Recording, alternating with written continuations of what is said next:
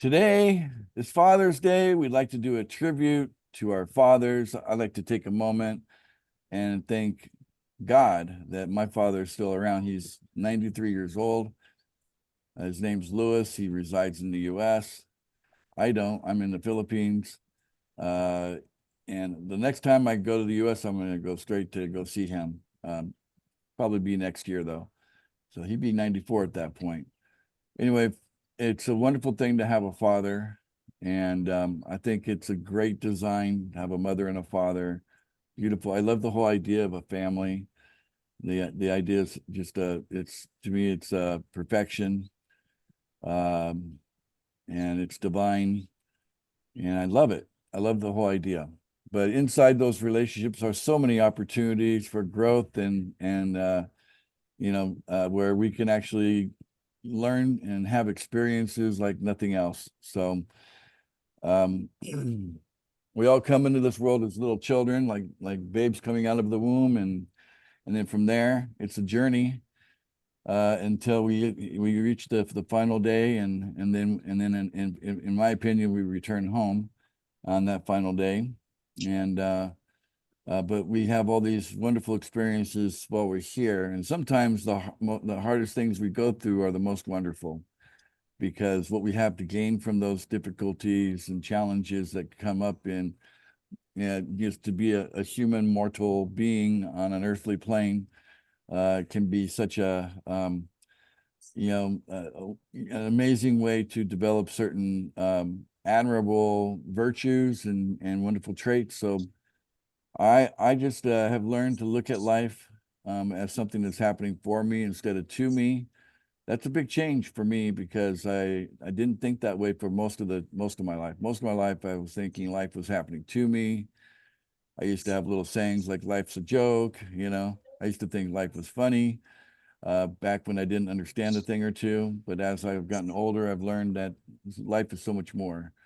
And, as I look at the example of my father, I think that's probably the greatest benefit I get from having a father myself, is that I had an example to follow. I had someone to look up to, someone to see how they lived their life, and I learned so much from his example, and I really truly appreciate him, and I'm really grateful that he's still around, that I can go see him still here while we're here, and I'm glad he's so strong. I hope I'm able to do the same thing. I hope I can have that kind of longevity and hang around and just be a part of this experience for as long as possible, because from an eternal perspective, this is just a tiny, moment, right? And in all of eternity, and it goes by so fast. So let's just enjoy it while we're here, and appreciate all that comes. And that's my tribute to my father. Who would like to go next? Who would like to offer a tribute to their father today on Father's Day? Who would like to do that?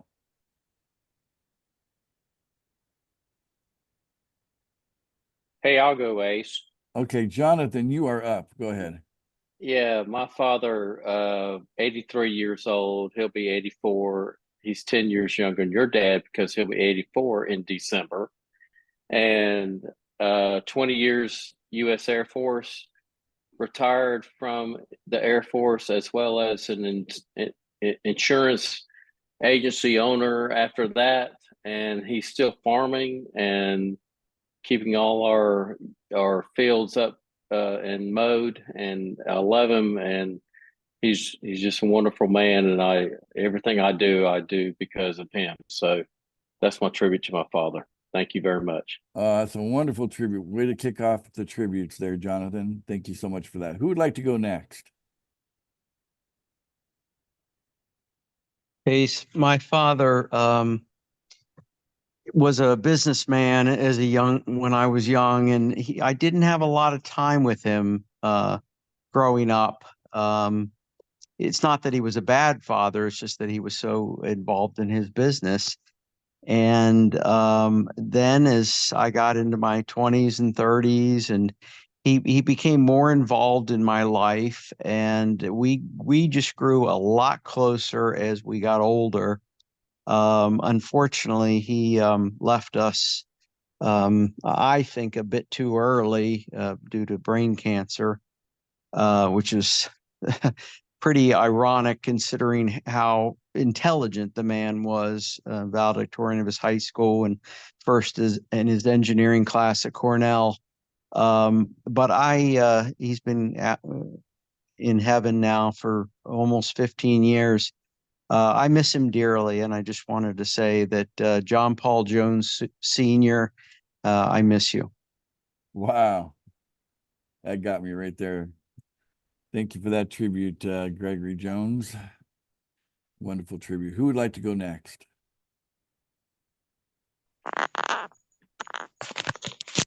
Oleanton, would you like to go next? Yeah, Go ahead. Go ahead, Oleanton. yeah. I think it's a great thing to have a father and celebrate your father. In Africa, we have so much respect and close uh, relationship with our father. My own father will be celebrating 90 years on July 1st, I think in the next 2 weeks. So I'm using this medium to celebrate him. He has been a wonderful father. He cares so much, and we learn a lot from him. If there's anything I learned from a father, it is contentment. Everything he has, he always satisfied with whatever he has. He never crossed his boundary. I think I learned that from him. Thank you. That's fantastic. That gratitude is such a big part of his life. I think gratitude is one of the things that I admire most in people. If I see gratitude in someone, I really look up to those kind of people. I feel like I carry a lot of gratitude, but some people really shine. And it's good to hear that your father's one of those. All right. Who would like to go next? Tribute to Father on Father's Day. Is that Connie? Would you like to go next? Yes, I would. Thank you. I hope I don't get too tearful, but my dad was the best dad ever. He was career Air Force. Over 20 years, he was a pilot. And with the four of us kids, he loved us unconditionally. And that's where I learned that particular attribute. He, unfortunately, he left us. He was 89, almost 90. But all of us kids, all of the grandkids, we loved him dearly. He was a wonderful, wonderful man. So that's my tribute to my dad, and I really do miss him a lot. Well, Thank you. he's never far from you. Remember that. Right, that's true. The truth of the matter is, guys, when you get down to what is reality, I've been asking this question for, we think, yeah, it's been pretty much 10 years. I've been asking the question, what is reality? And the truth is that there's no such thing as time or space. So think about that for a minute. If there's no such thing as time or space, then we're all just all bunched up together. We're always together. We're not That's a so good far. thought. We're not so far away from anything. We're connected to it all. All right. Yeah. So never forget how close he is to you always, no matter if he's on the other side or not. He's there with you. Thank you. All right. That's so comforting. Okay. So who would like to go next? Share their tribute for their father today on Father's Day, year 2024. I'd like to share. All right, Kathleen, go ahead. I actually had a great dad, but it took a little time to figure that out. But he taught us everything that he knew about working and getting the job done and being the best that you can be in your life. And if things get hard and you fall down, he said, get up, dust yourself off, and you keep on going. And that's what I've learned to do. And I'm always into something that's going to, promote my life. So, and the people around me. So he was a great dad. He's in heaven now and he's watching, and he leaves those signs along the way too. He drops dimes. There you go. I like that. I like your that you're paying Yeah. attention, that you can see that. And I like the fact that you're mentioning that he taught you how to work, right? That's Yes, good. You know, great work ethics he had. I think my father must have thought he failed on me when it came to working. When I was growing up, he'd do these strange things, like he'd give me a shovel and point to a piece of ground and say, "I want you to dig. I want you to go 6 feet down." I'm like, "What?" He'd give me little things like that, and he's just being mean, you know. But I think he was just trying to teach me to not be so dang lazy, you know, and actually get off my butt and do something, you know, make an effort, right? I didn't Yep. always know the reason why he wanted me to move stuff from over here, over there. I mean, like stacks of wood, things like, isn't it fine where it's at, you know? But he always would come up with something for me to do. He never liked seeing me just sit there doing nothing, you know. It seemed to bother him if he saw me just doing nothing. So he always found something for me to do, and I didn't always like it. So anyway, I'm glad that he taught me how to work, because you know, I now appreciate, you know, being able to stay focused on something and complete a task. You know, I like the satisfaction, and I like the results that come from out of life when you do that. So thank you, Dad, for teaching me how to work, even though I'm sure I frustrated you so much in the process. All right. Thank you, Kathleen. Who would like to go next? Who would like to pay a tribute to their father today on Father's Day 2024? We got time for maybe one or two more if you'd like to share. Some of you are probably just choking back tears right now. I can feel it already. I can sense it. You want to say something, you want to unmute, but you can't get the words out. And others of you might still be mad at your father and don't want to say anything about your father because you're still mad at him. Anyway, it is one of those topics, right? So anyway, anybody else would like to go next? I'll go. I'll All go. right, Steve Thompson, you're up. Tell us about Yeah, your father. my father was a big prankster.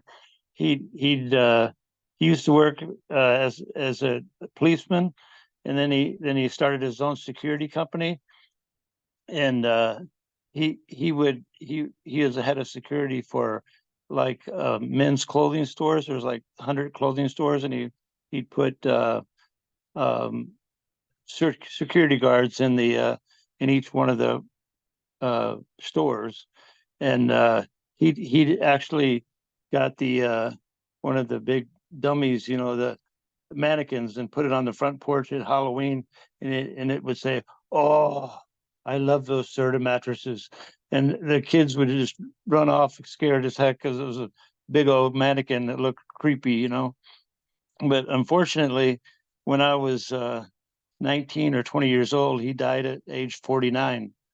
He had heart attacks in his 30s, and I I for the only time I ever drove my dad, I drove the car and he was alongside of me, is when I was taking him to the hospital and his ankles were swelled up huge, and he was having a heart attack right then.